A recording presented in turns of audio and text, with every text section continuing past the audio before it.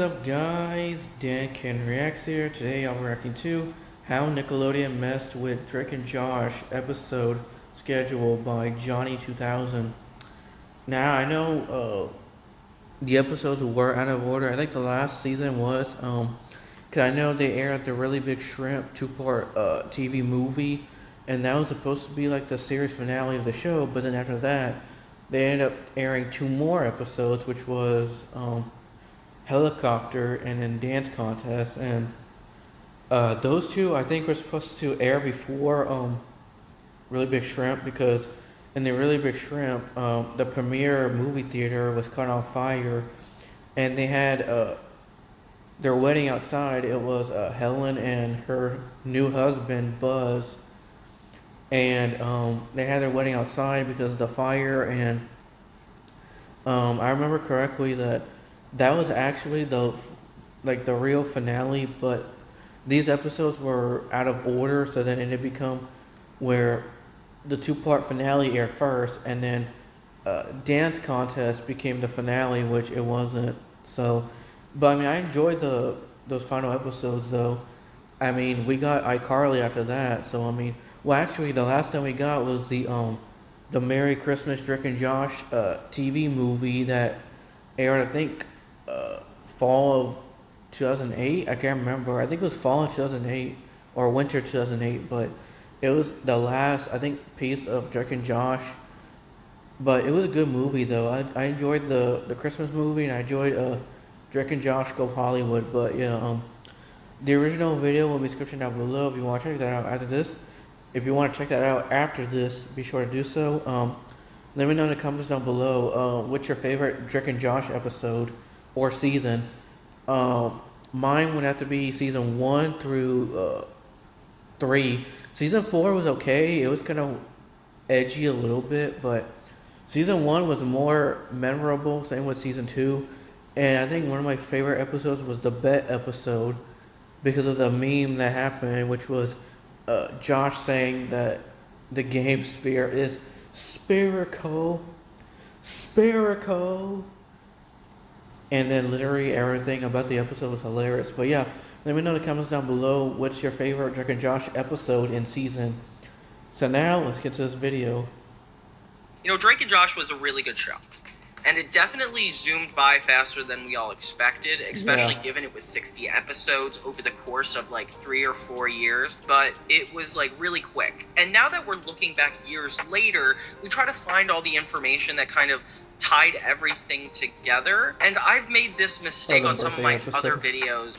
We have to really start talking about air dates and production codes, because looking back, that's kind of all the information we have on them. And to find out that the finale of Drake and Josh was not the last thing aired, but the helicopter episode, like, this is where we really got to get into it. Yeah, exactly. It was so weird that they aired the dance contest as the finale. Because air dates and production codes are completely different. One prioritizes continuity, character arcs, and everything that you want in a story. And then there's production codes, which are the actual filming dates of these shows. So, quick learning lesson, production codes are what the network orders. So, like 13 episodes in a first season. You could choose to start your first production on episode 3 so you get the hang of your show before you get to the pilot, which is kind of a cool idea, because they don't really care until they get the batch of the whole season. It's like an order of like raviolis. You get 16. It doesn't matter which order they're in. Yeah. But to people like you and me who care about story and want to figure out what happened when it did, this actually really comes into play. Are you guys following me so far? So they film in a way that's best for the cast and crew, and ideally you would air the pilot and film the pilot first, or you expect that. But sometimes they're completely isolated from their attention. Like, imagine the 7-Eleven got a whole batch of Baja Blasts, and then the people working there are just like, let me take episode 13, put it at the front of the shelf. Somebody's gonna buy that first. It's not the writers or the show's fault, it's 7-Eleven's. The network that bought these episodes could do whatever they want with them, and that's where air dates come in. So production codes, when they made them, air dates, when they aired them. And it's only really annoying when fans like us notice continuity issues, character inconsistencies, like things that we actually care about as consumers of these products. Because the network is like, no, we just need to focus on what hooks people and what keeps them staying. And they do not care about story as much as that. This is 4 seasons over the course of 3 years, when a normal sitcom would be like a season a year. Kids shows are different. They didn't have to be that much. And Drake and Josh did a little bit less episodes than the usual sitcom. So the gaps in between these shows, I learned, were actually only like a couple months.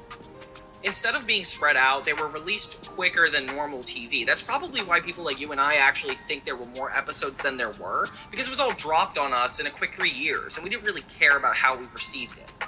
Like on YouTube, when a video comes out and it isn't a hit right away, but then it stays for a while and actually becomes more popular years after. It's very similar with air dates. For context, Drake and Josh went from 2004 to 2007 over 4 seasons. Then more than a year after the season finale, we got the Drake and Josh Christmas movie. Yeah. So one of the first things that fans notice about Drake and Josh is how oddly spaced the seasons were. Like, season 1 ran from January to February 2004, but instead of a long hiatus, season 2 actually premiered 3 weeks later in mid-March 2004. This is like a rush turnaround, essentially. Nickelodeon treated the short first season as a test run and jumped into more episodes. In contrast, after season 2's finale in November 2003, season 3 didn't begin until April 2005, a gap of like 4 months. So the break didn't really feel like a traditional hiatus because it was so short, and the viewers didn't really anticipate the next season because it wasn't on a week-by-week basis. Because season 3 was spread out over a full year. That's why some of us probably loop in season 1 and 2 as like one season. By the time season 4 rolled around, the show had shifted to a fall schedule. This gap was not extreme by TV standards, though. But what came after was the final batch of episodes in season 4 were delayed and spread out pretty unusually. Fans watched the supposed grand finale in August 2007 and then had to wait over a month to see one last episode in mid-2000s, in mid-September. Yeah, so we all watched Really Big Shrimp, expecting that to be a really conclusive ending, and then out of nowhere, Helicopter comes out. What? And then Dance Contest. So new episodes of Drake and Josh were dropping a year after production had reportedly wrapped up, and it just kind of felt like the show just kept popping up at times that were pretty unpredictable. The first 6 episodes of the show were pretty average, like the pilot was filmed first, and then every episode in chronological order.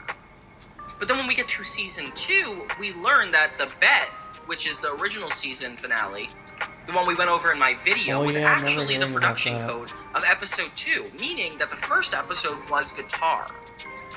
Which is kind of weird. I don't know how I feel about that. I think the guitar episode was less strong than the bet episode. Like, the bet was so funny. Of course they aired it as a season premiere. They wanted people to keep watching. Drake and Josh was not that popular at the time. That was my favorite episode. Definitely the better choice. I would prefer a plot with both the characters being more involved as opposed to guitar, where it's like Drake then Josh, and you know what I mean. Viewers would not have known the difference between the production list and the stories. Were kind of self-contained, so we didn't really have an issue. But it's a fun fact that the network purposely swapped the order of the debut episodes. Throughout season 2, the airing sequence also continued to shuffle. Like, Little Diva was aired earlier than some episodes that were produced before it. This led to a one-time oddity where Helen, the theater manager, was looking different, and Helicopter and Dance Contest came out after Really Big Shrimp. And I remember at that age, I definitely didn't think it was even ending. I just know that the last episode I saw was the Dance Contest. Because it turns out the Dance Contest and Helicopter kind of gave me the impression that Drake and Josh was still going, that wasn't really a finale and it didn't conclude anything. This caused like a weird continuity hiccup because Really Big Shrimp had Josh and Mindy reconciling and then Josh getting a promotion at the movie theater among closure with the other characters, yet then we see Helicopter with no mention of these developments. No. So it's like, for the audience, it felt like the show had 2 finales, a climactic one and then a lighthearted episode or epilogue, prefer to call it. The show's creators confirmed that it was written as the finale, and Nickelodeon just chose not to air it that way. Okay. Which is Thanks, why. Nickelodeon. Prime example of network scheduling. Nickelodeon used its tendency to shuffle episodes even further in the 4th season of Drake and Josh, the one I'm doing a retrospective on right now. That's how I noticed this so intensely. Like the famous season 4 premiere, Josh runs into Oprah, was actually like the 5th episode of that season. They knew the stunt would like kind of draw attention, so of course you would put that first. That is one of the funniest episodes in season. Yeah, it is. Even more confusing, sometimes they added new episodes in a single night. Notably, Blues Brothers and Driver's License were on the same evening of release. An hour of new Drake and Josh, which is exciting for fans, but you have a little bit less new material. It was like almost like the show was like a testing round for Nickelodeon to figure out what worked and what didn't when it came to airing stuff. And season 3 even paused for that movie, Drake and Josh Go Hollywood, which was cool. So we're not quite sure in the continuity where that comes into play, though it was aired in January 2006. Yeah, I don't know what that means. So instead of airing regular episodes during the winter, Nickelodeon held off on the primetime movie event and then resumed the season's episodes afterward. It didn't really affect the continuity for this one, but it was a different viewing experience to have a TV movie in the midst of a season. It kind of doesn't build up to it. You know, another fun tidbit, the series would sometimes reference past episodes or make in jokes that only eagle-eyed fans caught because of the airing order. Like in the final episode that aired, Dance Contest, a random girl runs up to Drake and Josh and kisses them, which is a girl from the first season. It's so cool. And it's finally worth noting that the series finale was kind of the biggest deal. Like the Drake and Josh ending was a travesty. But then again, as mentioned, a few weeks later, we still got other episodes. Overall, the airing of Drake and Josh was like anything but ordinary. I'm so curious what was going on behind the scenes when they took individual season breaks because of how much changed within one season to another, most notably Josh. Like, can you imagine if a season 3 episode were aired in season 2? So season 1 was the inaugural season containing 6 episodes, with all of them going in the same order. Then season 2 had a little bit more discrepancies, like the bet, as I mentioned, and then Guitar being the first episode. With Blues Brothers and Driver's License airing on the same night, with completely different production codes, it's even more confusing. Season 3 would continue this trend, with Peruvian Puff Pepper actually being episode 1, with the Drake and Josh in being episode 5. This out-of-sequence airing probably was because the Drake and Josh in episode was funnier. It's the final season that had the most deviations. Like, Megan's Revenge was produced as the first episode and aired as mid-season. The discrepancies between production numbers and air dates are just crazy all around, and I'm really having fun diving into more of that as I get older. One of the biggest mistakes I made was talking about the Sweet Life pilot, but then I talked about the episode that aired first, not the episode that was filmed first. And small details like that are kind of annoying, but like also really interesting to me because it's like what was originally intended. So let's go over the actual correct ordering to things, specifically for season 4, because that's the one that has the most discrepancies. Yeah. So the real order for season 3 starts with Peruvian Puff Pepper as episode 1. We're Married as episode 2. Then Mindy's Back, The Affair, then the Drake and Josh in. We got Playing the Field and Helen's Surgery, Foam Finger, Paging Dr. Drake, Sheep Thrills, Girl Power, Little Siblings, and Megan's New Teacher as the 13th episode. Theater Thug, The Demonator, and Alien Invasion, ending with The Dr. Phyllis Show, which is as we expected. Season 4 started with Megan's Revenge, then went to Vicious Tiberius, then Mindy Loves Josh, The Great Doheny, then Josh Runs into Oprah, My Dinner with Bobo, I Love Sushi, Treehouse, Who's Got Game, Helicopter as the 10th episode, The Storm as the 11th, and The Wedding as the 12th, which is so funny because they were such simple and closely aligned plots. Like, they filmed them right next to each other. And then this is where it gets correct. Steered Straight as episode 14. Josh is Done as 15. The Battle of Panthar 16. Eric Punches Drake as 17. Megan's First Kiss as the final episode before Really Big Shrimp. Are you surprised? I definitely am, and it's really cool to think that this is actually how it went.